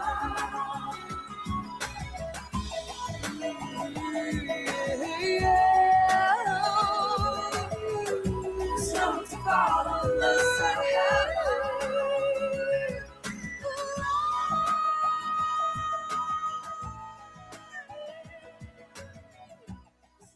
Snow in Sahara del 1997 con Anggun, singolo di debutto della cantante indonesiana, un brano che poi a fine millennio sarebbe stato utilizzato per la pubblicità di una marca di orologi molto famosi. Noi non diremo il nome, altrimenti sarebbe pubblicità occulta. Anzi, forse lo diciamo, così magari ci regala una vagonata di orologi preziosi a tutta la redazione di Radio Libertà. No, lasciamo così le cose come stanno, però comunque questo brano molto rilassante è una degna maniera per avviarci verso la conclusione di puntata in maniera un pochettino più positiva, più calma, più leggera, ci tentiamo. Però prima del cartello V-End, due cose. Voi potete, a partire da adesso, sì, anche proprio da adesso, potete tempestare di telefonate lo studio di Radio Libertà, perché siamo pronti ad ascoltare le vostre voci. Il numero di telefono è sempre lo stesso: 02 92 94 72 22, e quindi fra poco potrete fare tutte le vostre personali riflessioni. Quindi decreto ufficialmente l'apertura delle linee. Dopodiché, in questo ultimo spazio della rassegna stampa, andiamo a vedere un po' una serie di notizie che non abbiamo toccato in precedenza. Innanzitutto, c'è subito la telefonata, dicono. Allora, ma andiamo pure in onda e poi dopo riprendiamo con la rassegna stampa. Pronto, buongiorno, con chi parliamo? Ciao Lorenzo, sono Marco da Mantova. Buongiorno Marco, bentornato. Ieri sera mi è capitato distrattamente, perché io sono trasmissioni televisive che non seguo, anche perché non amo la televisione, sì. E anche perché non lascia niente, secondo me. Mai come oggi la televisione è spazzatura, in tutti i sensi. Comunque vabbè, lasciamo stare, magari sono io che ho 60 anni e quindi sono rimasto agli anni 80, dove c'erano dei programmi molto più intelligenti, sia dal punto di vista, diciamo, della preparazione culturale, sia dal punto di vista dell'intrattenimento. Ieri sera comunque mi è capitato di vedere il programma che c'è a Rete 4 dalle 20:30 fino alle 21. Sì, il 4 di sera. E c'era il nostro Borghi tra gli altri, e c'era, diciamo, opposto a Borghi c'era il Gubitosa dei 5 Stelle. Sì. Che quando la giornalista l'ha interrogato, tra virgolette, gli ha posto delle domande, lui si è piantato assolutamente sul discorso legato dei dublinanti, che la Meloni non doveva firmare come ha firmato il patto del 12 di giugno, perché in pratica ha dato ragione alla Germania e all'Austria e alla Svizzera, che praticamente ci stanno rimandando indietro i migranti. Ma invece in questo modo la Meloni ha smascherato l'Europa, perché il patto di Dublino, che venne firmato da Letta una quindicina d'anni fa, forse anche di più, praticamente permetteva agli Stati europei di rimandarci, visto che noi siamo il paese di primo approdo, i migranti. L'Europa addirittura ci dava i soldi per parcheggiare, per gestire i migranti in casa nostra, quando i migranti avrebbero dovuto, essendo le navi battenti bandiera di altri stati, tipo Germania, Spagna, eccetera, essere portati nei luoghi di origine di queste navi, perché secondo il diritto del mare la nave fa parte dello Stato di cui batte bandiera, quindi è un pezzo di quello Stato. Questo vale per la nave, vale per gli aerei, eccetera. Quindi la Meloni ha fatto bene. Il problema è che adesso la Germania ha problemi di elezioni, perché tra 20 giorni in Germania si vota in un land importante, mi sembra che sia la Sassonia, Esatto. dove il centro-sinistra, o comunque la coalizione CDU-CSU, dovrebbe prendere, secondo i sondaggi, una batosta di quelle epocali e quindi in favore dell'AfD. L'anno prossimo in Germania si vota, in Francia si vota, secondo me a breve finirà per votarsi anche in Spagna, ma si vota anche nel nostro paese. Quindi io suggerirei ai parlamentari nostri che sono magari all'ascolto di Radio Libertà di fare attenzione, perché se molliamo il discorso sui migranti che ci vengono rimpatriati senza batter ciglio, noi l'anno prossimo prendiamo una di quelle scopole che non finisce più. Quindi loro stanno lottando, quei governi la Germania soprattutto sta lottando per far vedere ai propri cittadini che non è un governo infame come invece è, ma dobbiamo farlo anche noi, ragazzi.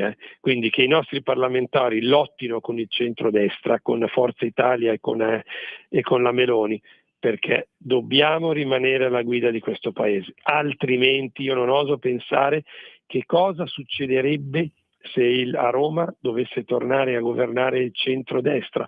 Prova a pensare, poi chiudo, la Schlein come ministro dell'interno, Conte come premier, magari ci mettono la Salis al ministro dell'infrastruttura o addirittura i Verdi o qualche altro disperato di centrosinistra all'industria o ai trasporti.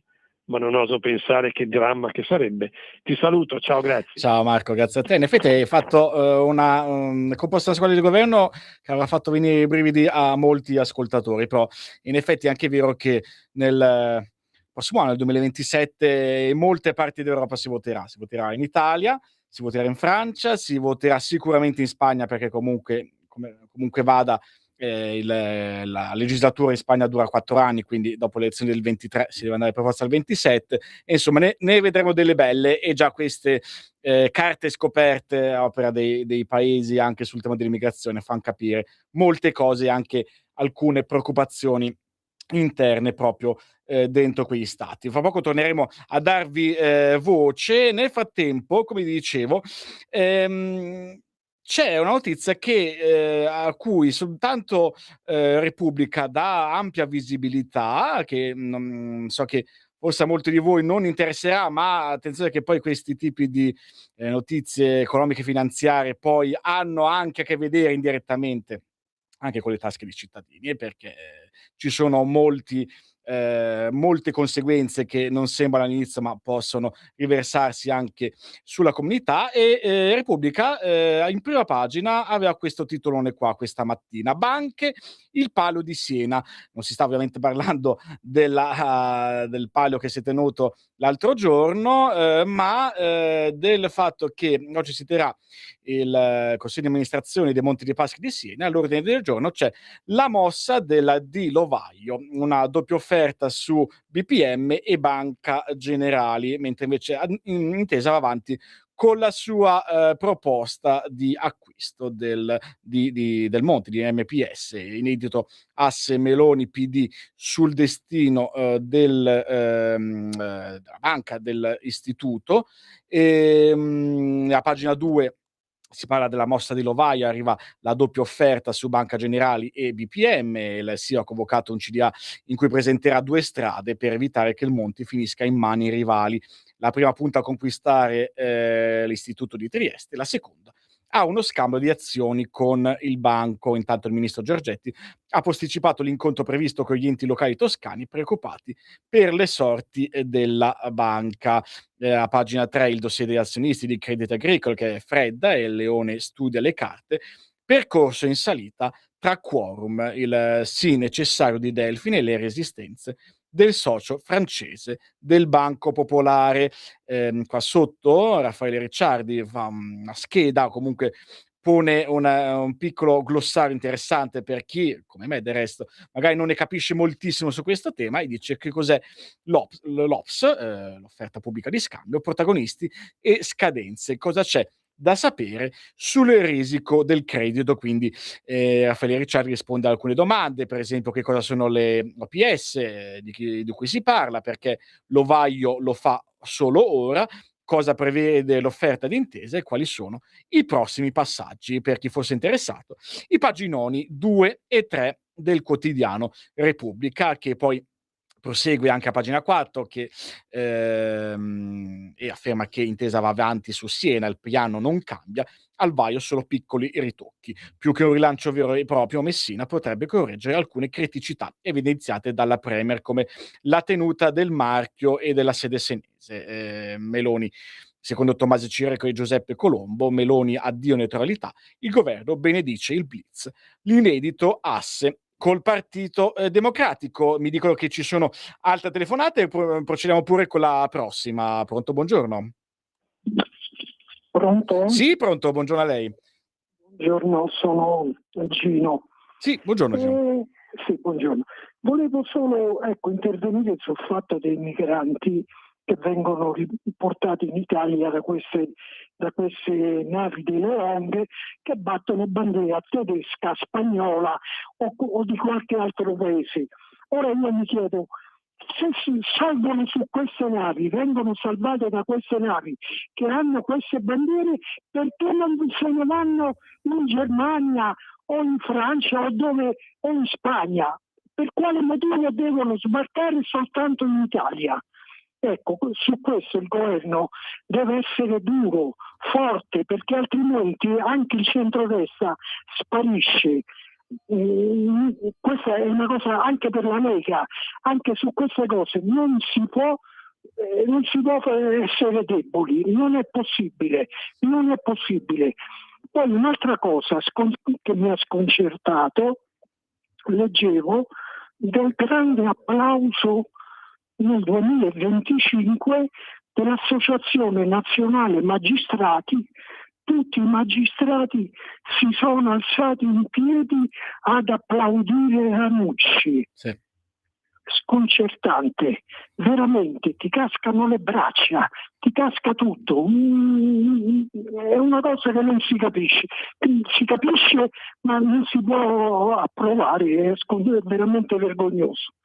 Grazie a lei, caro Gino, per questa riflessione. Sì, in effetti si sta rivedendo molto spesso quella immagine, quel video in cui l'ANM fa questa standing ovation nei confronti di Sigfrido Ranucci durante la battaglia referendaria, anche le lacrime del conduttore, vabbè, tutto giusto, tutto legittimo, tutto normale, però in effetti viste poi a posteriori quelle immagini un po' fanno riflettere, ma ripeto, bisogna essere assolutamente, ma neanche tanto garantisti, perché poi stiamo parlando di una persona che non è nemmeno indagata. In questo momento è giusto riaffermare che Sigfrido Ranucci è vittima di un attentato e stiamo a vedere come procederanno le inchieste su Walter Lavitola, e poi sapremo che molto probabilmente a settembre Ranucci tornerà a essere interrogato a settembre come persona informata sui fatti. Prima della prossima telefonata vi leggo brevemente, perché dalle pagine del Corriere, a pagina 13, si ricorda che domani comincia il meeting di CL di Rimini, ne parleremo molto diffusamente, ma intanto la notizia è che dopo 44 anni dall'ultima volta un Papa ritornerà alla fiera, ospite per l'appunto del meeting.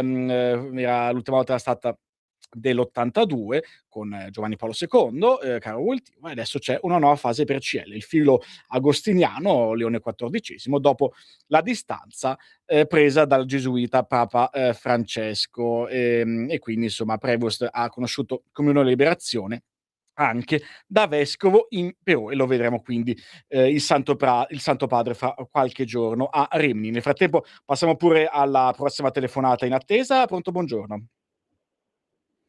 Buongiorno. Buongiorno. Buongiorno, sono Davis, chiamo da Malaga, Spagna. Buongiorno Dennis, prego. Buongiorno. Niente, volevo dire, qua la situazione la conoscete, vorrei non parlare di Ceuta perché tanto tante cose in Italia non le sanno, ma io vedo qua i social Poi lei è proprio là vicino. Molto peggio, E poi lei è proprio là, Sì. essendo in Spagna. Sì, poi sono in Andalusia, Sì, a sì. 120 chilometri dallo stretto. Certo. Sì, no, conosco bene come dicono tante bugie in Italia, soprattutto in televisione la sinistra. Lasciamo perdere, sono messi malissimo. Certo. Comunque Sanchez che è debole, ma qua perderanno. Vorrei appunto parlare siccome il nostro caro amico Marco da Mantova ha il timore, che ce l'ho anch'io, di perdere le prossime elezioni in Italia, saremmo l'unico paese perché vincerà dappertutto la destra. Noi non possiamo avere paura di perdere le elezioni, però non dobbiamo essere imbecilli da non mettere Vannacci nel centrodestra, perché l'hanno già fatto qua governa Sanchez perché Vox non è andato insieme al Partito Popolare. Sì. E infatti le prossime elezioni andranno insieme. Certo. Ma più che altro per colpa del Partito Popolare, non per colpa di Vox, perché loro hanno timore, siccome sono dipinti come l'estrema destra. E non vorrei che qua facessimo lo stesso errore, qua in Italia, perché io come votante italiano all'estero qui voto solo una coalizione, infatti non c'era la Lega, quando ho votato le ultime elezioni c'era solo un simbolo del della centrodestra. coalizione di centrodestra. Certo. Perciò se includiamo Vannacci. Sì, caduta la linea.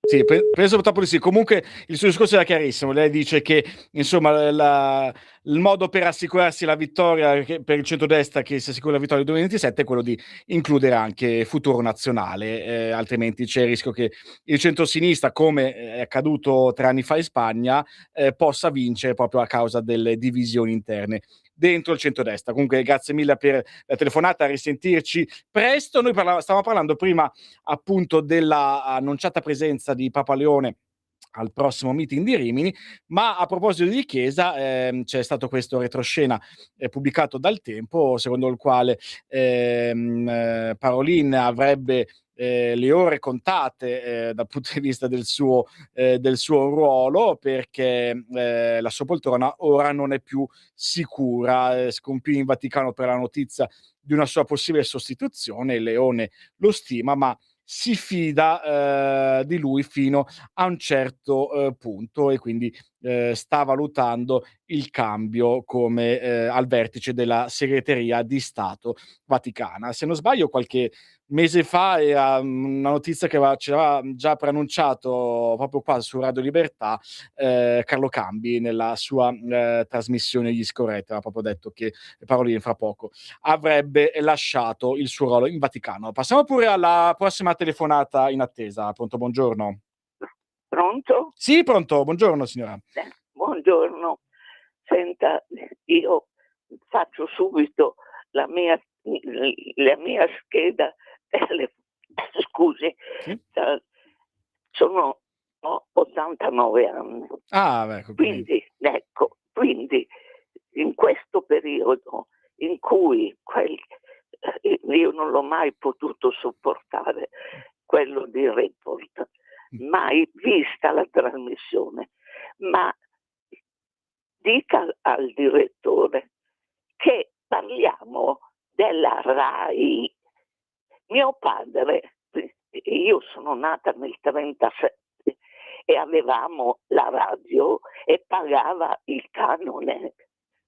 Sì. Quindi la RAI, quello doveva essere preso a pedate in quel posto e buttato fuori immediatamente. Ma sapete che ci dà il canone, lo paghiamo sulla bolletta della luce, sì. forzatamente, e dobbiamo tenere in casa un essere immondo come quello, con tutti i migliaia di euro che ha fatto sparire. Mi dà ragione o no? Allora, intanto la ringrazio molto comunque per il suo intervento, signora. Allora, diciamo così, su Amucci si può dire ovviamente tutte le opinioni di questo mondo. Eviterei l'espressione essere immondo, perché comunque può essere considerato un pessimo giornalista, uno che magari ha raccontato qualche bugia o comunque ha esagerato in certi suoi racconti sia televisivi sia personali nel suo libro. Dopodiché ognuno, per me la questione rimane sempre semplice: se a uno non piace una trasmissione televisiva, una bella cosa si può fare, non lo si guarda, si cambia canale oppure si fa altro. Quindi non so se, ripeto, bisogna assolutamente ribadire che Ranucci in questo momento non è al momento, poi domani mattina cambierà totalmente lo scenario, indagato, non è sospettato di nulla, né di essersi organizzato da solo l'attentato, né di avere rubato soldi. Questo bisogna assolutamente specificarlo. Torneremo a breve con le prossime telefonate. Faccio soltanto una recapatina ancora sul quotidiano Repubblica, che riprende le parole della Ocasio-Cortez, che ormai sembra sempre più vicina a diventare la candidata prossima presidente degli Stati Uniti per i democratici, perché la sinistra adesso dice basta woke. Questo è l'ultimo passo di una revisione politica nell'area dem americano. Il dibattito ora è su come ridurre gli eccessi ideologici senza tradire la questione identitaria dei diritti. Insomma, quindi l'esagerazione era contenuta già nella segmentazione che ha coltivato la protezione dei deboli, pezzo per pezzo, tribù per tribù. Andiamo pure a una prossima telefonata. Chiedo a tutti però di essere il più possibile sintetici. Pronto, buongiorno, con chi parlo? Ma siamo pazzi, guardi. Pronto? No, forse ancora di prima. Niente, allora lasciamo. Pronto? Aspetti. Buongiorno. Ah, eccoci, buongiorno. Ecco, pregoci. Sono Graziella da Gallarate. Buongiorno, Graziella. Guardi, mi permetto, sarò brevissima. Saluto la signora di 89 anni e se l'ho riconosciuta è la signora Graziella di Milano, ha il mio stesso nome ed è una storica leghista, la saluto e io sono del parere della signora, la RAI prima, ma le chiedo una cosa, guardi, mi piace tanto la sua rassegna stampa, Grazie. ma forse io sbaglio nel dire, sa che sono stanca di sentir parlare di questa storia del conduttore di Report, sono proprio stanca, io vorrei che arrivassero a una conclusione il più presto possibile e basta, perché secondo me ci sono tante altre cose, ma molto molto più importanti, e grazie comunque del tempo che dedica alla sua rassegna. Grazie, buongiorno. No, grazie a lei e a tutti quanti voi che ci ascoltate con molta passione e che giustamente criticate anche quelli che sono i contenuti proposti in queste 2 ore, però come ho ripetuto anche l'altro giorno, purtroppo, volenti o nolenti, purtroppo per fortuna, le notizie di oggi, c'è uno stillicidio di notizie che bisogna in qualche modo analizzare e temo che la verità non arriverà a breve, forse ci vorrà ancora qualche settimana, ma secondo me la Procura di Roma sta abbastanza accelerando e presto ne vedremo delle belle o delle brutte, dipende dai punti di vista. Per me invece sono sicuramente delle belle queste tenerissime foche monaca, perché guardatele qua, eccolo qua sulle tracce di Ulisse, ecco la foca monaca, è l'articolo della Stampa, si parla di un mammifero leggendario che avrebbe dato vita al mito delle sirene e oggi si moltiplicano gli avvistamenti in Italia e in molte zone del Mediterraneo. Per chi fosse interessato a vedere quanto innanzitutto alcuni numeri: 320 è il peso in chili che può raggiungere un esemplare adulto in buona salute, e 1000 è il numero presunto di foche presenti in tutta l'area del Mediterraneo. Per gli specialisti il problema non è tanto quello di una possibile estinzione, ma quello della distribuzione degli esemplari. Insomma, viva assolutamente le foche, e in particolare questo esemplare dolcissimo di foca monaca. Sempre dal quotidiano La Stampa, brevemente andiamo a vederlo a pagina 25, è stato un mio mito assoluto da bambino e da ragazzino, Ugo Di Ghero, che riporta San Francesco in teatro sulle orme di Dario Fo. Oggi forse lo metterebbe in galera, riporta in scena la PS sul santo in versione Gamelot del premio Nobel. A me piaceva tantissimo negli anni 90 Ugo Di Ghero, quando durante Mai Dire Gol faceva il pupazzo Gnappo, che ha questo personaggio stupendo che raccontava favole ai bambini, ma con un linguaggio decisamente spinto. Infatti gli chiedono a un certo punto se lui si è tenuto incatenato a questo ruolo, dice no, considero una fortuna avere potuto spaziare in ambiti tanti diversi. Il dramma, e la commenta, mentre facevo il pupazzo Gnappo, quasi contemporaneamente ero Don Pino Puglisi nella miniserie Brancaccio. Essere etichettati professionalmente è un rischio più sentito tra gli addetti al lavoro più che dal pubblico. Interessante appunto l'intervista al grandissimo Ugo Di Ghero. Infine sì, bisogna parlarne assolutamente, perché ammetto che un po' di chiamiamola goduria, ma diciamo per quanto bisogna avere rispetto per tutte le situazioni personali, però sì, caro Nick Kyrgios, cuoco e tu, sospeso per doping il nemico di Yannick Sinner durante il caso Clostebol. Insomma, scoperto un metabolito della coca in un campione fornito il 22 giugno dall'australiano.